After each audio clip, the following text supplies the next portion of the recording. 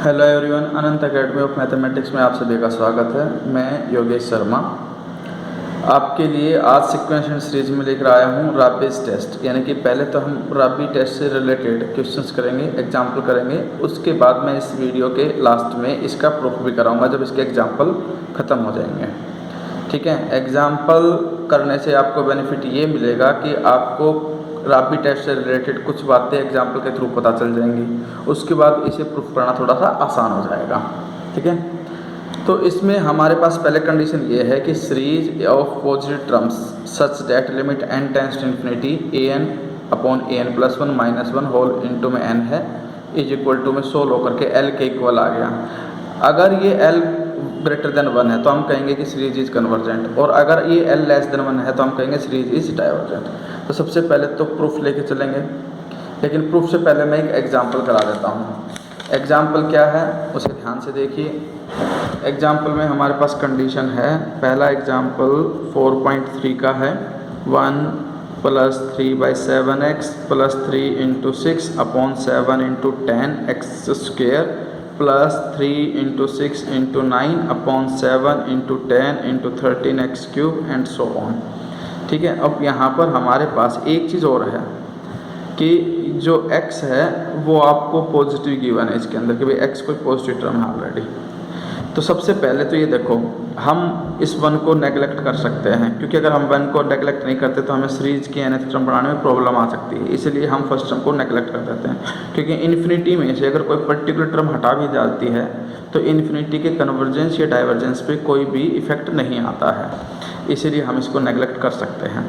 अब इसको नेगलेक्ट करने के बाद ये फर्स्ट टर्म, ये सेकंड टर्म, ये थर्ड टर्म हो गई। तो अब nth टर्म निकालने के लिए देखो, ये 3 है, 3 6 है, 3 6 9, यानी कि an का फॉर्मूला अप्लाई करोगे a plus n minus 1 into T. इसमें फर्स्ट टर्म है 3, n माइनस 1, कॉमन डिफरेंस देखो 3 का है, सब में 3 का डिफरेंस आ रहा है, तो ये आ जाएगा 3 प्लस 3n माइनस 3 सोल्व होकर के 3n, 3 से 3 कैंसिल। अब जो an आया आपके पास वो ऊपर आ जाएगा 3 into 6 into 9 and so on करके 3n। फिर डिवाइड में देखो 7 है, फिर 7 10 है, फिर 7 10 13, यानी कि सब में डिफरेंस 3 3 का ही हो रहा है, और हर एक टर्म मतलब हर अगले टर्म में एक टर्म इंक्रीज हो रही है मल्टीप्लाई पे। तो इसमें जो फर्स्ट टर्म है वो 7 है, a plus n minus 1, common difference इसमें भी 3 का है, तो 7 प्लस 3n माइनस 3 सोल्व होकर के आ गया 3n प्लस 4, यानी कि nth टर्म इसकी आएगी। तो 7 into 10 into 13 and so on करके 3n प्लस 4, और यहाँ पर हम लिख देते हैं x की पावर 1 है, फिर 2 है, फिर 3 है, तो n आएगी। इसके बाद हम निकालेंगे an प्लस 1। an प्लस 1 से हमारा मतलब ये होगा कि ये तो लिखना ही है, इससे जस्ट नेक्स्ट वाली टर्म भी मल्टीप्लाई करके लिखनी है, 3 6 9 सो ऑन करके 3n, और प्लस में सॉरी मल्टीप्लाई में 3n प्लस 1 से जस्ट नेक्स्ट टर्म देखो, सब में 3 का डिफरेंस है, तो इसमें भी 3 ऐड होकर के नेक्स्ट टर्म आ जाएगी 3n प्लस 3। फिर डिवाइड में 7 इंटू 10 इंटू 13 सो ऑन करके 3n प्लस 4, इससे जस्ट नेक्स्ट टर्म का मतलब सब में 3 का डिफरेंस है, तो इसमें 3 ऐड कर दो 3n प्लस 7 इंटू में x की पावर n प्लस 1। ठीक है, अब इसके बाद हम क्या करेंगे, an को an प्लस 1 से डिवाइड करेंगे। जब हम an को an प्लस 1 से डिवाइड करते हैं तो आपके पास ध्यान से देखो, ये पूरे का पूरा जो ब्लॉक है ये इस पूरे ब्लॉक को कट कर देगा, यानी कि सेम है, ये डिवाइड करोगे तो कट हो जाएगा, डिवाइड करने पे तो कट हो गया। xn के अपॉन x की पावर n प्लस 1 है, तो सोल्व होकर के 1 अपॉन x बचेगा। फिर इसके अपॉन में ये है, तो ये पलट करके आ जाएगा 3n plus 7 upon 3n plus 3, ये कंडीशन आ जाएगी। अब मैं क्या करूँगा कि limit n tends to infinity an upon an plus 1 is equal to, मैं इसमें से n कॉमन लूँगा, लेकिन पहले लिमिट लगा दो n टेंड्स टू इन्फिनिटी, इसमें से n कॉमन लिया 3 प्लस 7/n, और नीचे वाले ब्रैकेट से भी n कॉमन लिया 3 प्लस 3/n, और ये जो 1 अपॉन x था ये इसके मल्टीप्लाई में एज इट इज है, n से n कैंसिल। जैसे मैं limit n tends to infinity put up करूँगा तो ये 0, ये भी 0, क्योंकि समथिंग अपॉन इन्फिनिटी की वैल्यू 0 होती है। 3 अपॉन 3 1, सिर्फ 1 अपॉन x आएगा, यानी कि ये l आ गया। अब an के अपॉन an प्लस 1 वाले केस को हम बोलते हैं रेशियो टेस्ट। ठीक है, अब हम क्या करेंगे, if 1/x is greater than 1 लेकर के चलते हैं, ग्रेटर देन 1 यानी कि इम्प्लॉय करके x लेस देन, क्योंकि रेसिप्रोकल करोगे तो x लेस देन 1 हो जाएगा। Then series an is equal to 1 से infinity is convergent by ratio test, यानी कि डी-एलम्बर्ट रेशियो टेस्ट जो है उससे ये कन्वर्जेंट हो जाएगी। उसी तरह से इफ़ 1/x लेस देन 1 यानी कि x ग्रेटर देन 1 है, then series n is equal to 1 से infinity an is divergent by ratio test. ठीक है, रेशियो टेस्ट से। लेकिन अगर आपके पास ये कंडीशन आ जाए कि भाई ये केस फेल हो रहा है, और केस फेल कब होगा, और if 1/x is equal to 1, अब देखो 1/x में कहीं पर भी e इन्वॉल्व नहीं है और यहाँ पर x की वैल्यू 1 आने पे केस फेल हो रहा है, केस फेल। और जब केस फेल हो जाता है आपके पास, तब हम रापी टेस्ट का यूज़ करते हैं। और रापी टेस्ट के लिए हमें क्या करना होता है वो देखिए, हम an/an+1 में से -1 करते हैं और इसके अंदर x की वैल्यू 1 पुट कर देंगे। तो ध्यान से देखो, इसमें जब x की वैल्यू 1 पुट करोगे तो 1/1 तो 1 ही आ जाएगा। उसके बाद जब इसके अंदर ये जो चीज़ है ये तो एज चीज़ रहेगी, 3n+7/3n+3, लेकिन इधर -1 किया है तो मैं इधर भी -1 करूँगा, क्योंकि रापी टेस्ट के अंदर an के अपॉन an+1 -1 करना होता है।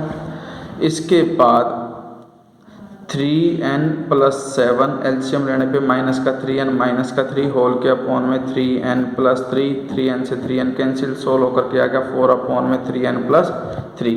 अब हम क्या करेंगे, लास्ट स्टेप में n से मल्टीप्लाई कर देंगे। n से मल्टीप्लाई करने पे ये हो जाएगा 4n के अपॉन 3n+3, यानी कि न्यूमिनेटर में तो ये रहने दो, डिनोमिनेटर से n कॉमन लेकर के 3+3/n और n से n कैंसिल। अब जैसे ही मैं इसकी limit n tends to infinity लूँगा an के अपॉन an+1 -1, तो 3/∞ 0, 4/3 आ जाएगा, which is greater than 1। Hence by Raabe's test series an is also convergent, यानी कि कन्वर्जेंट किन दो केसेज में हुई, जब आपके पास x लेस देन 1 था तब कन्वर्जेंट आ गई, और जब x इज इक्वल टू 1 हो गया तब भी कन्वर्जेंट आ गई। और अगर x आपका लेस देन 1 आया था, क्योंकि देखिए मैंने पहले केस में x लेस देन 1 के लिए कन्वर्जेंट शो किया था, ग्रेटर देन के लिए डाइवर्जेंट और इक्वल टू 1 के लिए डाइवर्जेंट, और सॉरी इक्वल टू 1 के लिए कन्वर्जेंट।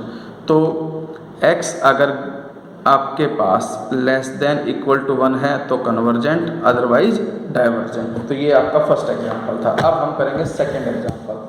सेकंड एग्जांपल का सिस्टम देखिए, इसमें क्या है कि हर एक उसके अंदर टर्म जो डिनोमिनेटर में है वो डबल इंक्रीज हो रही है। तो सबसे पहले तो क्वेश्चन को देखिए आप, x²+2² 3 × 4x⁴ +2² 4² 6² 3 × 4 × 5 × 6 प्लस फिर 2² 4² 6² 8², तो डिनोमिनेटर में 3 4 5 6 7 8 इन सब का प्रोडक्ट है। और x की पावर देखो, यहाँ पे 4 था, यहाँ पे x की 6, यहाँ पे x की पावर 8 एंड सो ऑन, और x यहाँ पर भी ग्रेटर देन 0 हमें क्वेश्चन में गिवन है।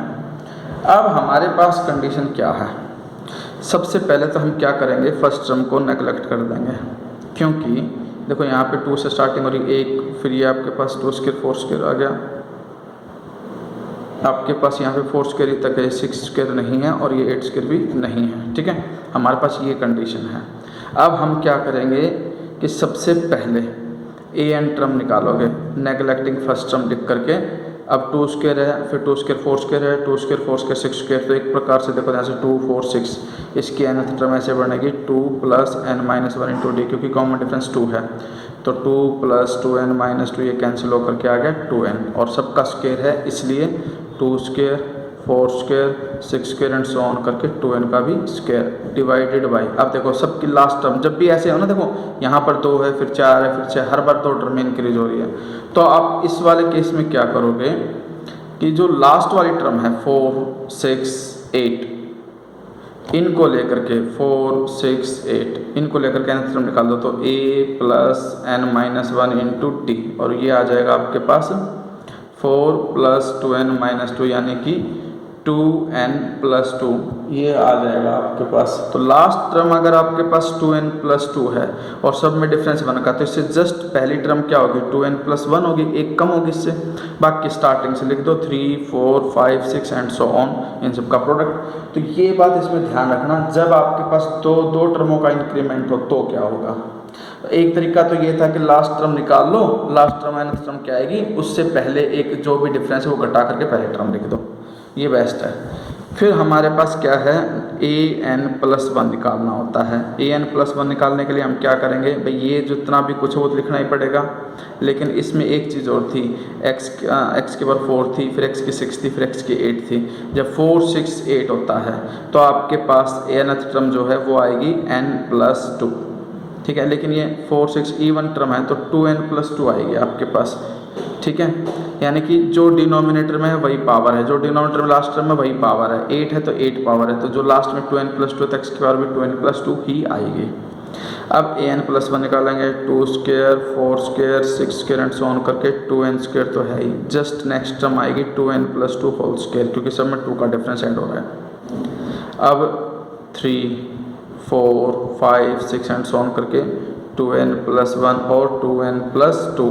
अब सब में डिफरेंस 1 है तो इसलिए जस्ट नेक्स्ट टर्म आएगी 2n+3। लेकिन हर बार पेयर वाइज बढ़ रही थी, हर बार 2 टर्म इंक्रीज हो रही थी, तो इसमें भी 2 ही टर्में इंक्रीज करके लिखोगे, एक तो 2n+3, एक 2n+4, ये 2 टर्में लिखोगे आप। और यहाँ पर x की पावर जो लास्ट टर्म होती है वही उसकी पावर सीरीज के हिसाब से, 4 पे पावर 4 है, 6 लास्ट टर्म है तो x की 6, 8 लास्ट टर्म है तो x की 8 एंड सो ऑन। अब हम क्या करेंगे, an को डिवाइड करेंगे an+1 से, तो तुम देखोगे ये पूरे का पूरा ब्लॉक न्यूमिनेटर में भी है और यही कंप्लीट जो ब्लॉक है वो डिनोमिनेटर, मतलब यहाँ तक डिनोमिनेटर में भी है आपके पास। तो ये सारे का सारा कैंसिल हो जाएगा। 2n+1 टू न्यूमिनेटर में, डिनोमिनेटर में ये है 2n+4। डिफरेंस जो है 2 का है, यानी कि 1/x² तो बचेगा ही बचेगा, और जो ये बच गया इसका रेसिप्रोकल। हमारे पास क्या बचा, 2n+3 इंटू 2n+4 और डिवाइड में आ जाएगा 2n+2 का स्क्वायर। अब मैं क्या करूँगा कि जो न्यूमिनेटर में से n कॉमन ले सकता हूँ भाई, 1/x² तो है ही, इसमें से n कॉमन लिया, इसमें से n तो n² बाहर आएगा, 2 + 3/n, 2 + 4/n, डिवाइड में n को कॉमन लेके जाऊँगा तो n का स्क्वायर बाहर आएगा, n का स्क्वायर बाहर आ गया, 2 + 2/n इसका होल स्क्वायर, ये इससे कैंसिल हो गया।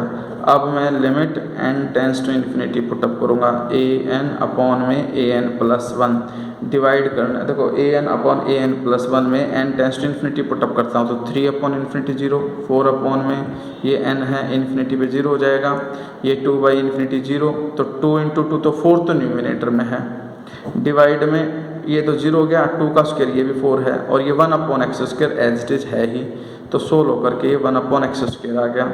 फिर वही है बाई रेशियो टेस्ट,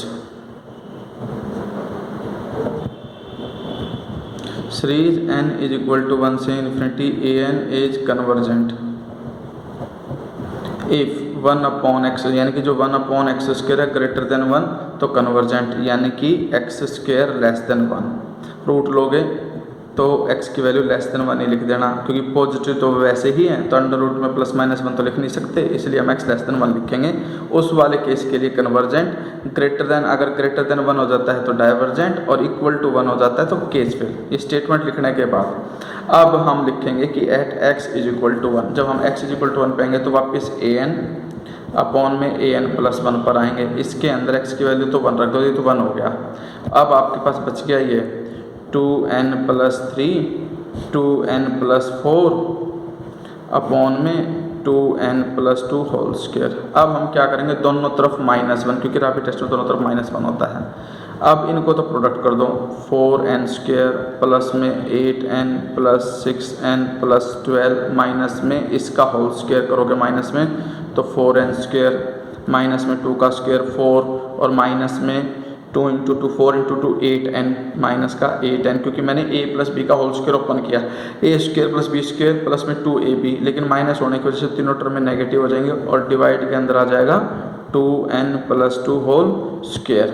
अब इससे तो ये कैंसिल, 8n से 8n भी कैंसिल, ये आया आपके पास 6n, 12 minus 4 plus 8 upon 2n plus 2 whole square, ये वैल्यू आई an upon an plus 1 minus 1 की। ठीक है, अब मैं क्या करता हूँ, नेक्स्ट स्टेप में दोनों तरफ n से मल्टीप्लाई कर देता हूँ।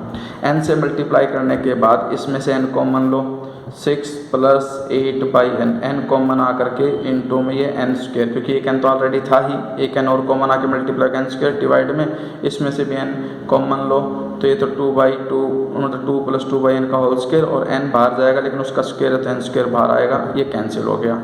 अब मैं लिमिट लूँगा n tends to infinity, n tends to infinity लेने पे an अपॉन में an plus 1 minus 1 into n is equal to, infinity लेते ही ये 0, ये भी 0, 6/2, देखो एक मिनट 2 का स्क्वायर है ये, तो इसलिए 6/4 विच इज़ ग्रेटर देन 1, क्योंकि 3/2 आएगा, 3/2 ग्रेटर देन 1 है, और ग्रेटर देन 1 के लिए क्या हो जाएगा, ये कन्वर्जेंट। तो अब हमारे पास ये दोनों एग्जाम्पल तो हो गए जो रैपिड टेस्ट से रिलेटेड थे। ठीक है, अब मैं इसका प्रूफ करा देता हूँ।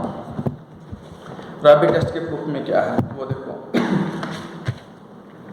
एक बार बुक में देखो, फिर मैं तुम्हें जरूरत पड़ी तो कॉपी पर कराऊंगा।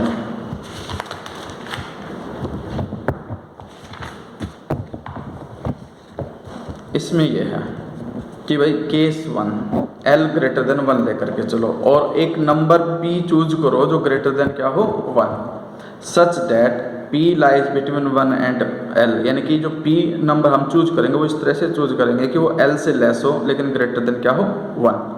ठीक है, अब हम अपनी तरफ से एक सीरीज लेकर के चले Bn 1/n की पावर P। अब अगर मैं इसको सीरीज बनाता हूँ तो ये कन्वर्जेंट हो जाएगी by P test. P test का मतलब, क्योंकि जो पावर होती है n की अगर वो ग्रेटर देन 1 हो तो P टेस्ट कहता है कि वो कन्वर्जेंट होगी, तो इसलिए P हमने चूज किया था ग्रेटर देन 1, इसलिए ये जो सीरीज है वो कन्वर्जेंट है कि P टेस्ट से।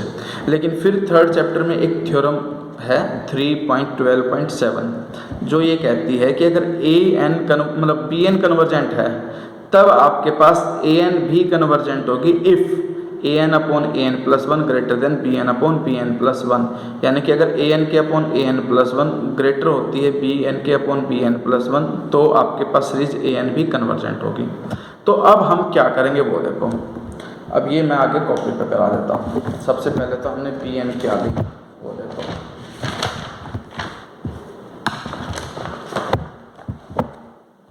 हम यहाँ पर जो bn लेकर के चल रहे हैं वो है 1/n की पावर p, फिर हम लेकर के चलेंगे bn प्लस 1, यानी कि n की जगह पे n प्लस 1 ये रख दोगे, फिर an upon an plus 1 greater than bn, तो ये है उसको इससे डिवाइड करोगे तो एक प्रकार से n प्लस 1 ये रेसिप्रोकल होकर के ऊपर चला जाएगा, और वो जो ऊपर है वो ये 1/, ये ऐसे लिखा जाएगा। ठीक है, इसको अब मैं कैसे लिख सकता हूँ वो देखो, इसको मैं लिख सकता हूँ n plus 1 upon n whole power p, और ये लिखा जा सकता है 1/n होल पावर p। मैंने सेपरेट डिवाइड कर दिया, n के अपॉन n तो 1 हो गया और 1 के upon n whole power p।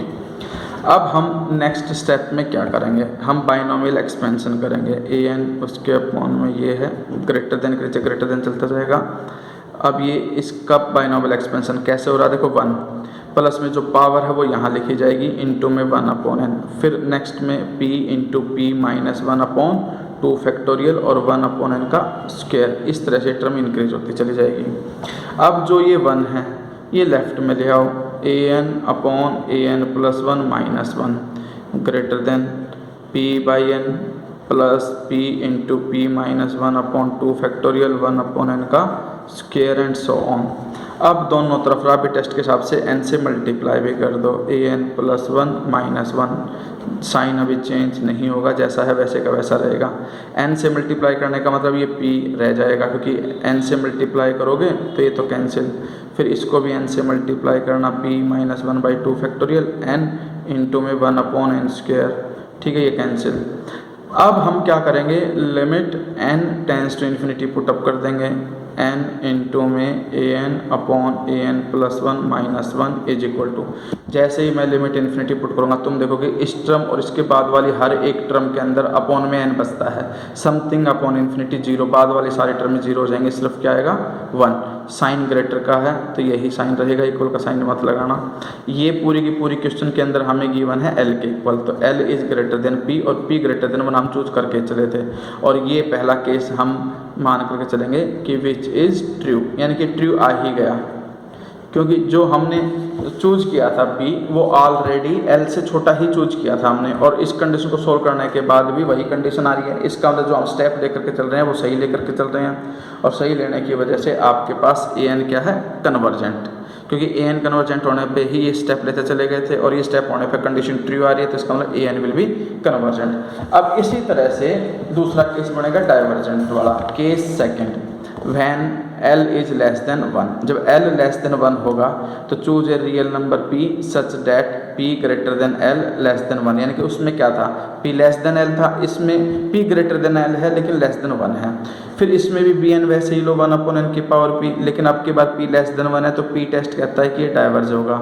अब Bn जब डाइवर्जेंट होता है तो An भी डाइवर्जेंट होगा इफ An के upon An plus 1 less than Bn upon Bn plus 1। Case वैसे ही होगा, बस साइन का अंतर है। फिर वैसे ही भाई Bn को Bn प्लस 1 से डिवाइड करते ये कंडीशन आएगी, इसको भी सेपरेट डिवाइड कर दो 1 प्लस 1 अपॉन n की पावर P, फिर इसका बाइनोमियल एक्सपेंशन 1 प्लस में P इंटू 1 बाई n, फिर प्लस में P into P minus 1 upon 2 factorial 1 upon n का square and so on. 1 minus हो गया, n से मल्टीप्लाई कर दिया, लिमिट जैसे इन्फिनिटी रखूँगा ये L बन जाएगा लेस देन P, बाद में सारी टर्म में 0, L लेस देन P आ रहा है विच इज़ ऑल्सो ट्रू है, तो इसका मतलब ये जो आपके पास कंडीशन है ना ए एन वाली वो डाइवर्ज करेगी, किस केस में, जब L लेस देन 1 हो। तो ये आपका रैपिड टेस्ट है जो प्रूफ हो जाता है, ठीक है। L इज इक्वल टू 1 के लिए केस फेल हो जाता है, उसके लिए एग्जाम्पल देना पड़ेगा कोई ना कोई। आप एग्जाम्पल ले लेना 1 अपॉन n की क्यूब, और फिर खुद से ट्राई करके देखना, आपको कंडीशन समझ में आ जाएगी, ठीक है। अब ये तो था रैपिड टेस्ट, ठीक है। इससे जो नेक्स्ट वीडियो आएगी उसमें मैं लॉगरिथमिक टेस्ट कराऊंगा, क्योंकि एक बार में एक ही टेस्ट ठीक है, नहीं तो आप कंफ्यूज हो जाओगे। आप जब 4.3 सोल्व करो तो जिस किसी भी क्वेश्चन के अंदर ई आ जाए तो समझ लेना उसके अंदर लॉगरिथमिक टेस्ट लगेगा, तो उसे छोड़ करके बाकी सारे क्वेश्चन कर लेना। नेक्स्ट वीडियो में मैं लॉगरिथमिक टेस्ट और उससे रिलेटेड एग्जाम्पल कराऊंगा, फिर आपकी 4.3 भी कंप्लीट हो जाएगी, ठीक है। इसे ध्यान से करना। Thank you.